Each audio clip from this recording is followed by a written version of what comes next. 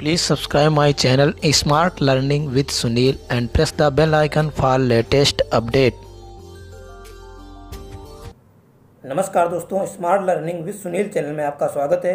आज हम आपको बीटीसी फर्स्ट सेमेस्टर के सामाजिक अध्ययन के बहुकल्पी प्रश्नों के बारे में बताएंगे। पिछले वीडियो में हमने गणित के बहुकल्पी प्रश्नों के बारे में बताया था। अगर वो वीडियो आपने नहीं देखा है तो उसकी लिंक डिस्क्रिप्शन बॉक्स में मिल जाएगी। तो प्रारंभ करते हैं हम। पहला प्रश्न है हमारा, लौकिक साहित्य का उदाहरण है पुराण, वेद, कौटिल्य का अर्थशास्त्र या ये सभी। तो जो लौकिक साहित्य का जो उदाहरण है वो पुराण भी है, वेद भी उसमें आते हैं, कौटिल्य का अर्थशास्त्र भी उसमें आता है। तो इसका सही जवाब ऑप्शन डी हो जाएगा। अगला प्रश्न है, इतिहास के अध्ययन का स्रोत है। इतिहास के अध्ययन का मतलब स्रोत का अर्थ कि इतिहास का अध्ययन किन माध्यमों से हम कर सकते हैं। तो इतिहास का अध्ययन हम साहित्य के माध्यम से भी कर सकते हैं, स्मारक के माध्यम से भी कर सकते हैं और शिलालेख से भी हमको इतिहास का अध्ययन होता है। तो इसका सही जवाब ऑप्शन डी हो जाएगा। अगला प्रश्न है, प्राचीनतम सिक्कों को साहित्य में क्या कहा जाता था? आहत सिक्के, कारसापण सिक्के, पंचशील सिक्के या कांस्य सिक्के।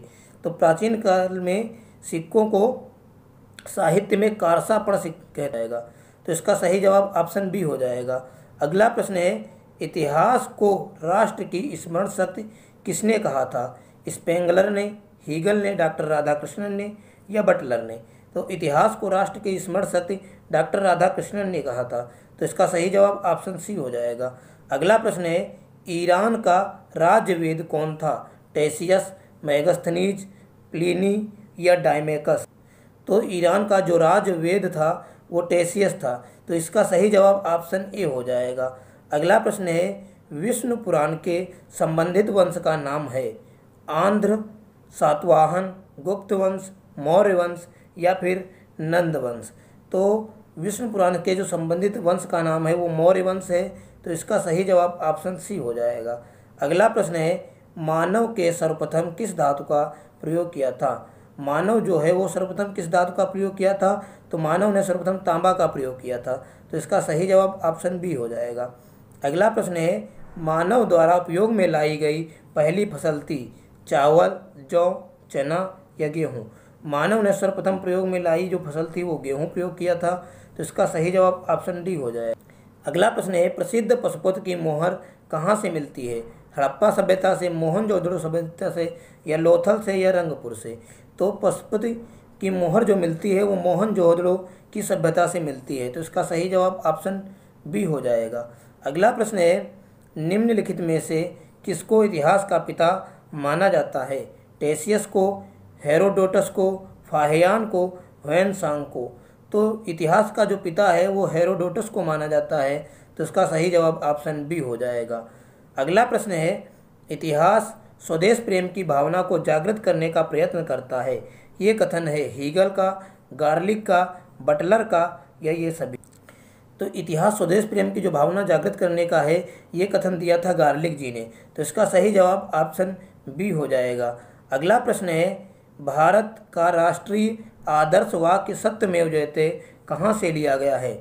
महाभारत, मुंडकोपनिषद से, पुराण से या ए एवं बी दोनों से। तो भारत का जो राष्ट्रीय आदर्श है सत्यमेव जयते ये मुंडकोपनिषद से लिया गया है। तो इसका सही जवाब ऑप्शन बी हो जाएगा। अगला प्रश्न है, वैदिक काल के लोग कैसे थे? अग्नि पूजक थे, एकेश्वरवादी थे, नास्तिक थे या बहुदेववादी थे। तो वैदिक काल के जो लोग थे बहुदेववादी, बहुत देवों की वो पूजा करते थे, बहुत देव को मानते थे। तो इसका सही जवाब ऑप्शन डी हो जाएगा। अगला प्रश्न है, सिकंदर की मृत्यु कब हुई थी? 323 ईसा पूर्व, 326 ईसा पूर्व, 237 ईसा पूर्व या 329 ईसा पूर्व। तो जो सिकंदर की मृत्यु हुई थी वो 323 ईसा पूर्व हुई थी। तो इसका सही जवाब ऑप्शन ए हो जाएगा। अगला प्रश्न है, वैदिक साहित्य के अंतर्गत आते हैं वेद, उपनिषद, ब्राह्मण या ये सभी। तो वैदिक उपनिषद के अंतर्गत वेद भी आते हैं, उपनिषद भी आते हैं, ब्राह्मण भी आते हैं। तो इसका सही जवाब ऑप्शन डी हो जाएगा। अगला प्रश्न है, भारत का सबसे प्राचीन वेद है ऋग्वेद, यहाँ पे समावेद लिख दिया गया है, सामवेद होता है, अथर्ववेद और लास्ट है यजुर्वेद। तो सबसे जो प्राचीन वेद है वो ऋग्वेद है। तो इसका सही जवाब ऑप्शन ए हो जाएगा। अगला प्रश्न है, वैदिक सभ्यता का संबंध किस काल से है? वैदिक सभ्यता का जो संबंध पाषाण काल से है, कांस्य काल से है, लोह काल से है या पूर्व पाषाण काल से है? तो वैदिक सभ्यता का जो संबंध है वो लोह काल से है। तो इसका सही जवाब ऑप्शन सी हो जाएगा। अगला प्रश्न है, समाज में किस वर्ण का प्रजा की रक्षा का कार्य दिया गया था? ब्राह्मण को, क्षत्रिय को, वैश्य को या शूद्र को? तो समाज में क्षत्रिय को प्रजा की रक्षा के लिए कार्य दिया गया था। तो इसका सही जवाब ऑप्शन बी हो जाएगा। अगला प्रश्न है, सिकंदर कहाँ का शासक था? मकदूनिया का, ईरान का या फिर बेबीलोन का या चीन का? तो सिकंदर जो है वो मकदूनिया का शासक था। तो इसका सही जवाब ऑप्शन ए हो जाएगा। अगला प्रश्न है, जैन धर्म के 24वें तीर्थकार थे? पार्श्वनाथ, सिद्धार्थ, महावीर स्वामी या भद्रबाहु? तो जो जैन धर्म के 24वें तीर्थकार थे वो महावीर स्वामी थे। तो इसका सही जवाब ऑप्शन सी हो जाएगा। अगला प्रश्न है, सिकंदर का गुरु था? प्लेटो, अरस्तु, अजातशत्रु, सेल्यूकस? सिकंदर का जो गुरु था वह सेल्यूकस था। तो इसका सही जवाब ऑप्शन डी हो जाएगा। अगला प्रश्न है, सबसे बड़ा उपनिषद है? ऐतरेय, बृहद, आरण्य कोपनिषद, कठोर उपनिषद या छंदोग्य उपनिषद? तो ये उपनिषद दिए गए हैं। सबसे बड़ा इसमें जो उपनिषद है वो बृहद आरण्य कोपनिषद है। तो इसका सही जवाब ऑप्शन बी हो जाएगा। अगला प्रश्न है, जैन धर्म के प्रथम तीर्थकार थे? अजीतनाथ, ऋषभदेव, वर्धमान महावीर या अरहनाथ? तो सबसे जो प्रथम जैन धर्म के जो तीर्थकार थे वो ऋषभदेव थे। तो इसका सही जवाब ऑप्शन बी हो जाएगा।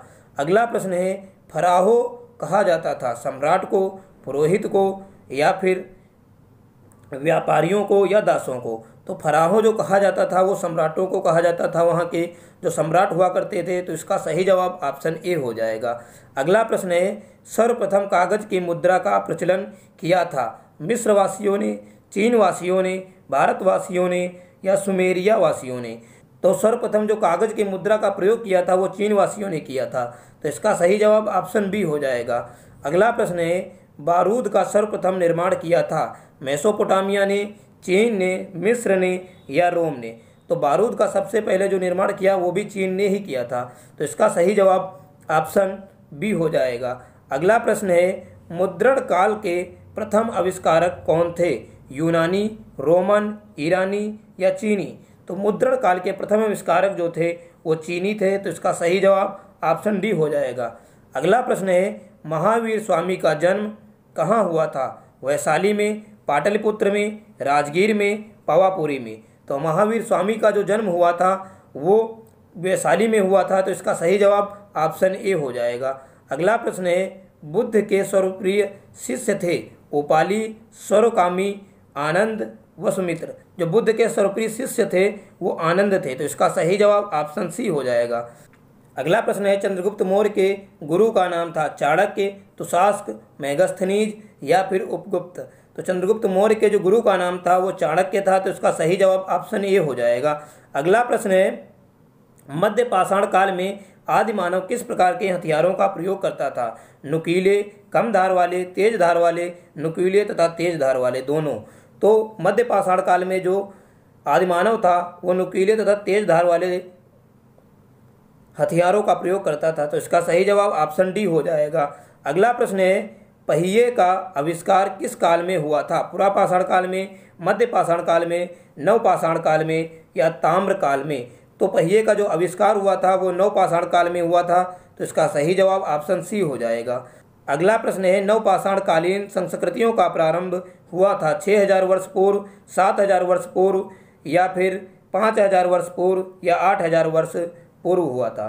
तो नवपाषाण कालीन संस्कृति को जो जन्म जो हुआ था या प्रारंभ हुआ था वो 7000 वर्ष पूर्व हुआ था। तो इसका सही जवाब ऑप्शन बी हो जाएगा।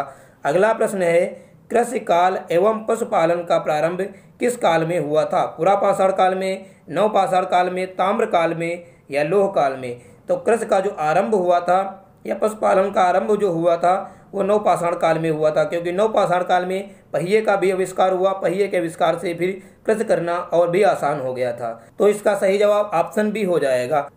अगला प्रश्न है, हड़प्पा सभ्यता का उद्भव एवं विकास हुआ था? नील नदी की घाटी में, फरात नदी की घाटी में, सिंधु नदी की घाटी में, दजला नदी की घाटी में।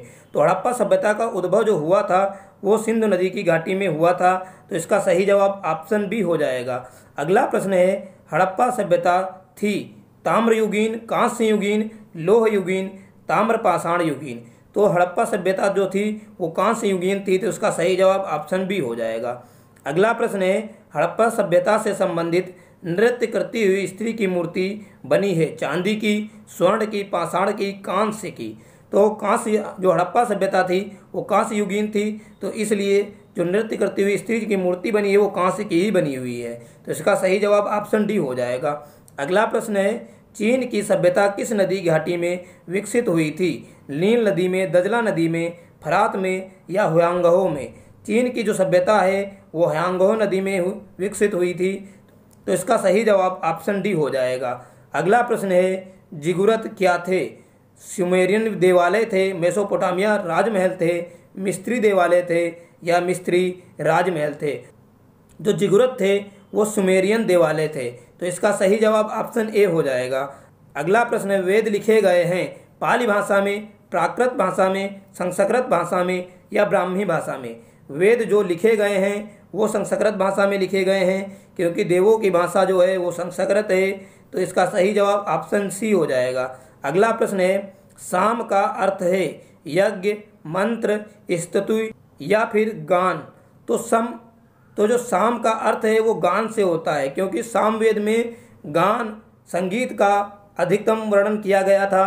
तो इसलिए इसका सही जवाब ऑप्शन डी हो जाएगा।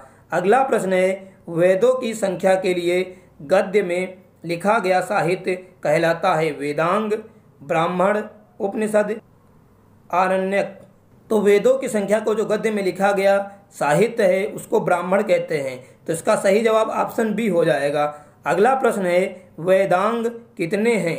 4, 5, 6 या 7? तो वेदांग है, वेदांगों की जो संख्या है वो 6 है। वेदांग जो हैं वो 6 हैं। तो इसका सही जवाब ऑप्शन सी हो जाएगा।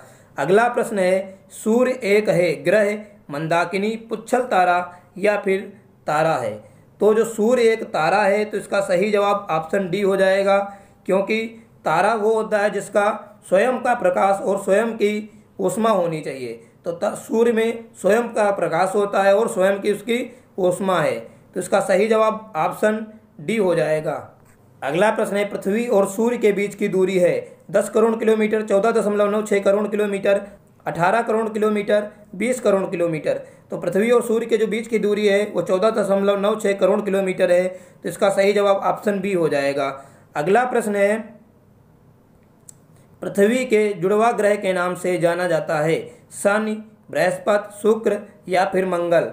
तो पृथ्वी की जुड़वा ग्रह के जो नाम से जाना जाता है वो है शुक्र। तो इसका सही जवाब ऑप्शन सी हो जाएगा। अगला प्रश्न है, हमारी गैलेक्सी की आकृति है दीर्घवृत्ति, वृत्ति, सर्पिलाकार, परवलयकार? तो हमारी गैलेक्सी जो है वो सर्पिलाकार है। तो इसका सही जवाब ऑप्शन सी हो जाएगा। अगला प्रश्न है, विशाल लाल धब्बे वाला ग्रह है सोम, बुध, मंगल, बृहस्पति? तो विशाल लाल धब्बे वाला जो ग्रह है वो है बृहस्पति। तो इसका सही जवाब ऑप्शन डी हो जाएगा। तो इसी के साथ हमारे सभी प्रश्न समाप्त होते हैं। आज के वीडियो में इतना ही। अगर वीडियो पसंद आया है तो लाइक, सब्सक्राइब तथा शेयर करें और अगली नोटिफिकेशन प्राप्त करने के लिए बेल आइकन को दबाएं। ठीक है, तो मिलते हैं अगले वीडियो में। नमस्कार।